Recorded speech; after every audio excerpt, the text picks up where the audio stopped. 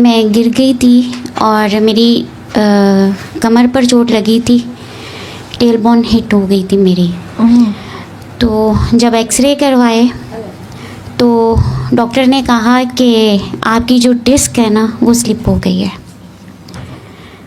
तो बड़ा परेशान हुई मैं कि अब कैसे होगा, मेरे से मूवमेंट भी नहीं हो रही थी। फिर एक और डॉक्टर को एक्सरे दिखाया, उसने कहा कि नहीं आपके ना मोरे हिल गए हैं, डिस्क ठीक है आपके मोरे हिल गए हैं।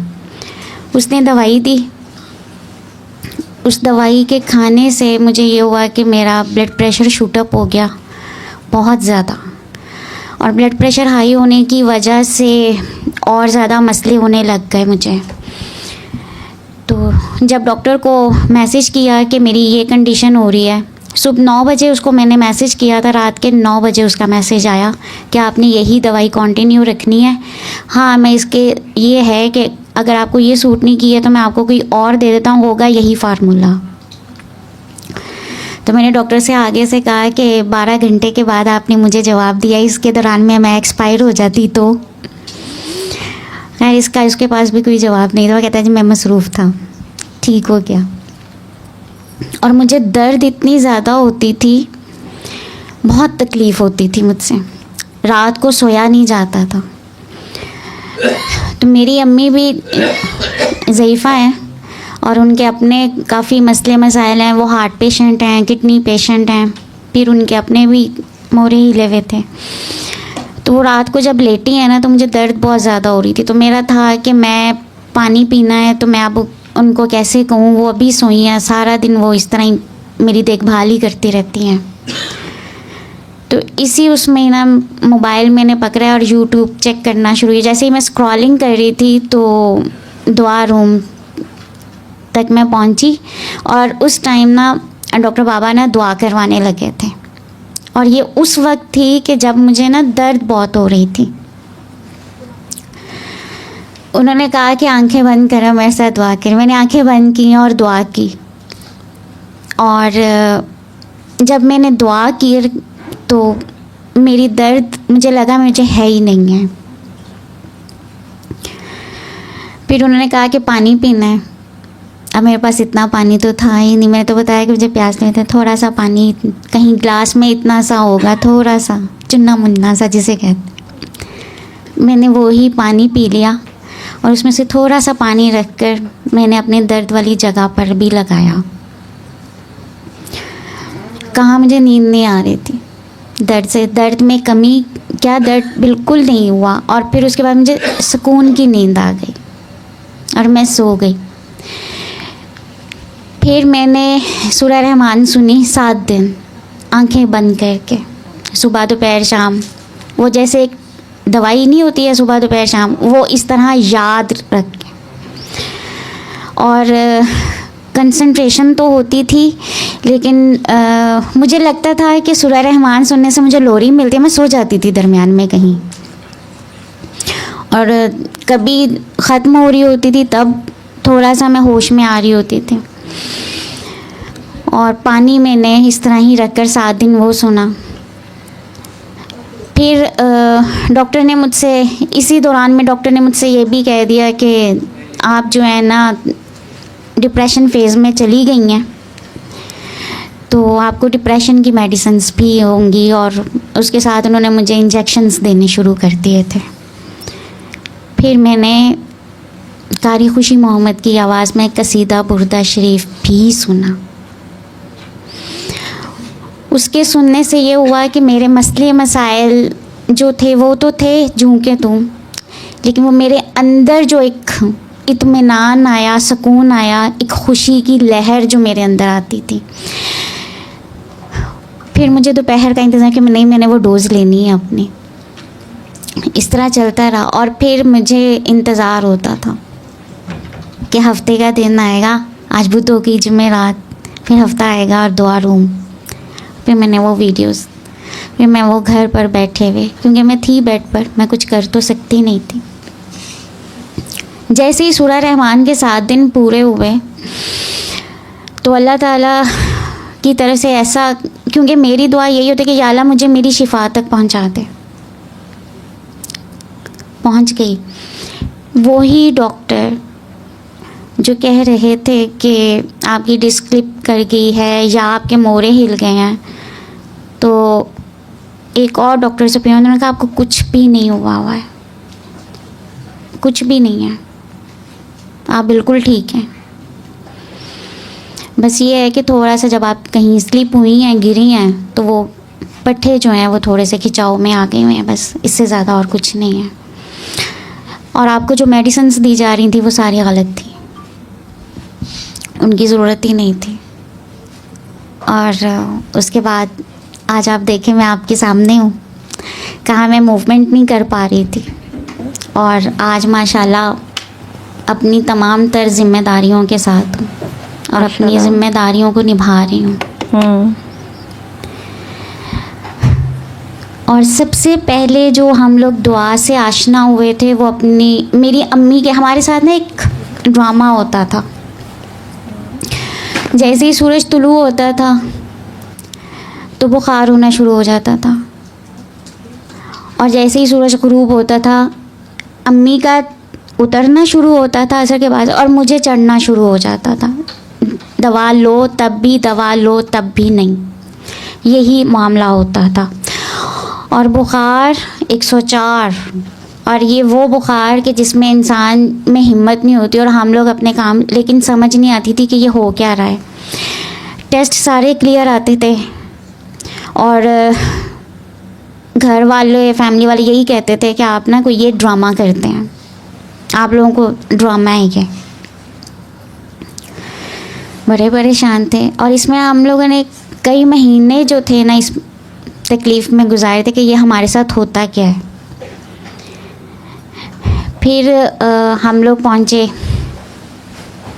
हाजी मकसूद साहब के पास। हमें किसी ने बताया, मेरी अम्मी जान कोई, तो मेरी अम्मी जान गई थी दुआ करवाने के लिए।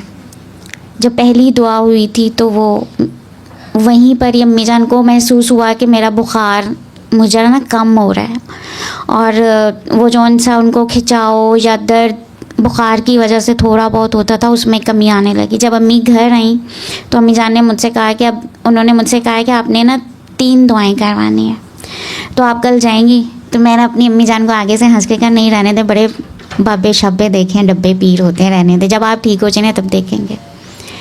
लेकिन हुआ ये था कि अम्मी का जैसे ही बुखार ठीक होना शुरू हुआ, मैं खुद ब खुद ठीक होने लगी। मुझे बुखार मेरा नहीं हुआ उस तरह से, 104 पर नहीं गया मेरा, 100 तक रहा।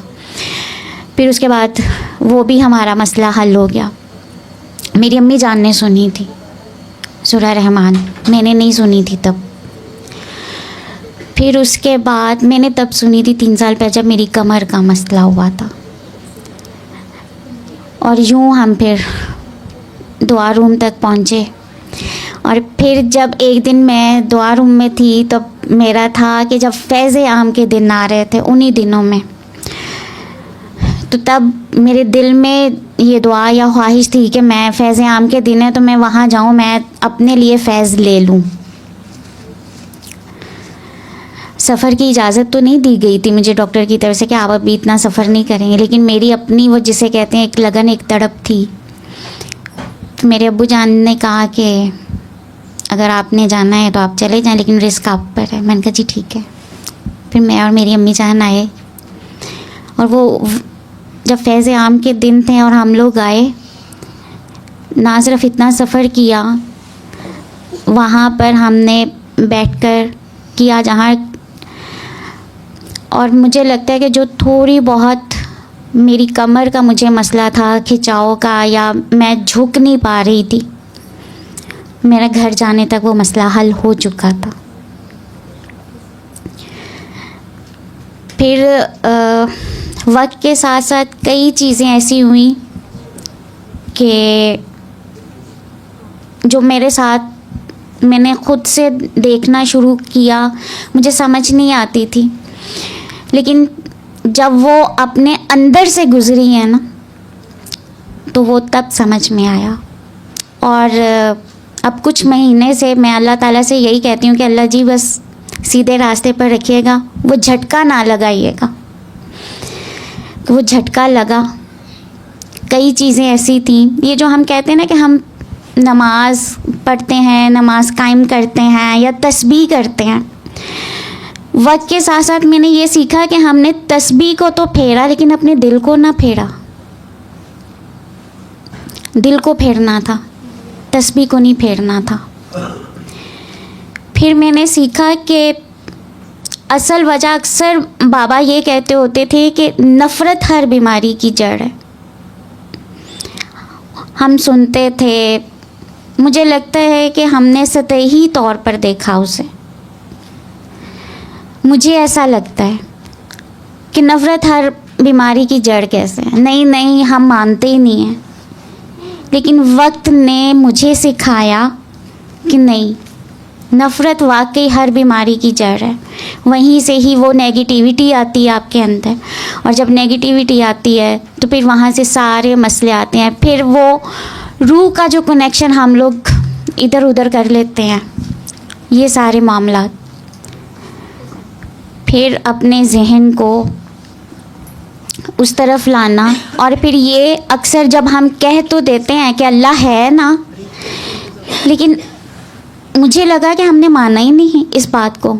जब झटका लगा, कुछ तकलीफ़ आई, तब हमने उधर कनेक्शन स्ट्रॉन्ग करने की तरफ किया। फिर हम लोग अपने आप को उस फ्रीक्वेंसी पर लाते थे, लेकिन उस फ्रीक्वेंसी पर मैं तब आई जब झटका लगा, या मुझे उस वक्त से गुजारा गया, मैं उससे प्रैक्टिकली निकली।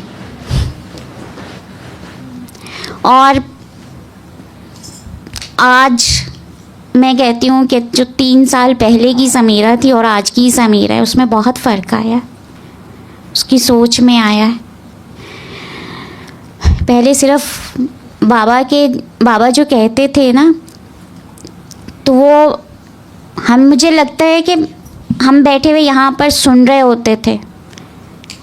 असल समझ मुझे तब आई जब प्रैक्टिकल हुआ, जब मैं उसमें से गुजरी हूँ। वो तन बीता जब हुआ है ना, तो तब पता चला कि वाकई अल्लाह है, अल्लाह है ना। और थोड़ी थोड़ी तकलीफ़ पहुँची मुझे, और मैं मानती हूँ कि जब मेरे दिल में बदगुमानी आई या नफ़रत आई, तब और रिसेंटली एक छोटा सा वाक़या हुआ जिस दिन मुझे मेरे फादर की शादी के बारे में पता चला था। तो उस दिन मैं बहुत परेशान थी, और मेरे बाबा से मेरा कांटेक्ट नहीं हो रहा था, मेरे अब्बू जान से भी नहीं रब्ता हो रहा था। फिर मैं इतना परेशान हुई थी कि उस दिन उस तड़प में मैंने अपने आप को, बहुत कम होता है कि मैं इस फ्रीक्वेंसी पर लेकर जाऊं, उस फ्रीक्वेंसी पर जाकर फिर मैंने कहा कि बाबा को ये मैसेज कि बाबा, फिर बाबा ने मुझे कॉल किया। फिर मैंने बाबा कहते जी बेटा।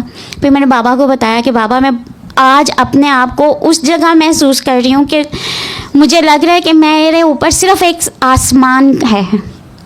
इतनी मैं अकेली और तन्हा रह गई इस दुनिया में कि जो आपके साथ मुखलिस रिश्ते कौन होते हैं? सिर्फ एक माँ और एक बाप होते हैं। बहन भाई भी होते हैं, लेकिन वो भी एक वक्त तक होते हैं। जब वो अपनी जिम्मेदारियों में आते हैं तो आप उनके लिए फर्स्ट प्रायोरिटी पर नहीं रहते हैं।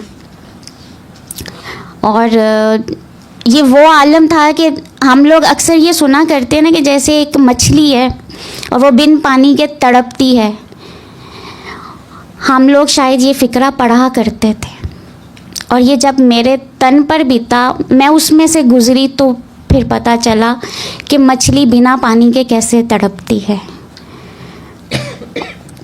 तो जब मेरी बाबा से बात हुई तो बाबा ने मुझसे कहा कि मुझे ये फर्स्ट मीटिंग जब हुई थी तो स्ट्रॉन्ग वाइब्स आई थी, और उसके बाद बाबा ने मुझसे कहा कि बेटा आप उनको उनके हाल पर छोड़ दो।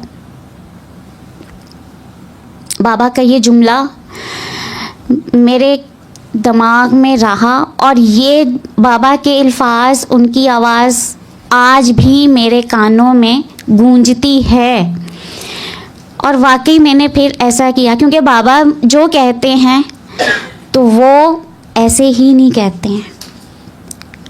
और उसके बाद अल्लाह का शुक्र कि वक्त ने ऐसा पलटा खाया कि मेरे बाबा ने कॉल की, अबू जान ने मुझे फ़ोन किया और वो थोड़ा नॉर्मल भी हो गए हमारे साथ सब कुछ। तो वो तन बीती उस टाइम मैं मानती हूँ कि मैं थोड़ा सा हुई कि आज मैं कहाँ खड़ी हूँ। अबू जान अपनी सेकंड वाइफ के साथ होंगे, मेरी अम्मी जान उस वक्त बहुत बीमार थी और हॉस्पिटलाइज्ड भी हो गई थी। तो उस टाइम यही कहा जा रहा था कि मेरी अम्मी को कुछ भी हो सकता है। तो मुझे लग रहा था कि फिर मैं तो बिल्कुल अकेली कहाँ होंगी मैं।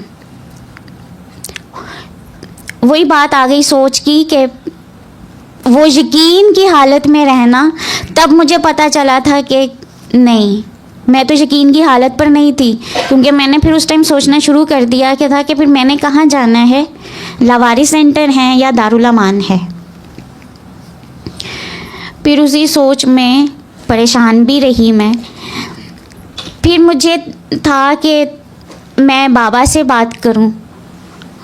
फिर उस वक्त मुझे एक स्ट्रॉन्ग सा मैसेज ऐसे ही पहुंचा कि बेटा हर पल हर दफ़ा मैं नहीं आऊँगा, आपको एक ट्रैक बताया है, इससे आपने खुद निकलना है। और फिर मैंने सोचा था कि इंशाल्लाह बाबा ने अब जो बताया है, जो सिखाया है, उस पर अमल तो करना है। फिर जब वो उस प्रैक्टिकल से मैं निकली और आज आपके सामने समीरा मुस्कुराती हुई नज़र आ रही है आपको, तो वो सिर्फ बाबा का एक जुमला था जो मेरे आज भी गूंजता है कि बेटा उनको उनके हाल पर छोड़ दो। और जब मैंने उनको उनके हाल पर छोड़ा तो वो अल्लाह का करना ऐसा हुआ कि वो वहाँ से एक यकीन की हालत में आना शुरू हुई और सब मामला ठीक होने लग गए। और एक काम मैंने ज़रूर किया था कि वो अल्लाह पानी वाली दुआ जो थी वो मैंने की। और जो कहते हैं ना शदीद डूब कर करना, वो की और प्यार से। फिर मैंने इस दौरान में प्यार से अल्लाह जी को प्यार से पुकारना सीखा। ये जो लास्ट फेज़ निकला, और जब मैं इससे निकली फिर मैं 2 महीने से ना बाबा को कॉल कर रही थी और मैसेज कर रही थी कि बाबा मुझे इजाज़त है कि मैं दुआ रूम में अकेले आ जाऊं, क्योंकि मैं हमेशा अपनी अम्मी के साथ आया करती थी। क्या मुझे इजाज़त है? आज बाबा की मुझे कॉल आई तो बाबा से आज मैं काफ़ी तड़प रही थी। फिर मैंने अपने आप को इस फ्रीक्वेंसी पर कि मैसेज जाए, फिर बाबा का मुझे आया फ़ोन, तो बाबा ने कहा कि अगर आपके अम्मी अब्बू को एतराज़ नहीं है तो आप आ सकती हैं। और फिर मैं यहाँ आ जाऊँ। ठीक है, माशाल्लाह, बहुत अच्छा एक्सपीरियंस, बहुत अच्छा। इनको दें आप अपने साथ जाएं। क्यों? सॉरी, अभी फ़िलहाल तो कुछ नहीं है बोलने को। नहीं, क्यों नहीं है बोलने को? क्या नाम है, क्या करती हो और कैसे सर से मिले आप? मेरा नाम कृतुलैन है और right now I am doing a job in HPL। ठीक है। बाबा से 4 साल पहले मुलाकात हुई थी और एक्चुअली में दुआ का मुझे मेरी फ्रेंड ने बताया था, सबा ने। उन दिनों हालात ऐसे थे कि मेरी मामा को कोई डिज़ीज़ डायग्नोज हुई थी, जिसका मुझे भी एग्जैक्ट नाम तो नहीं पता, लेकिन उसमें डॉक्टर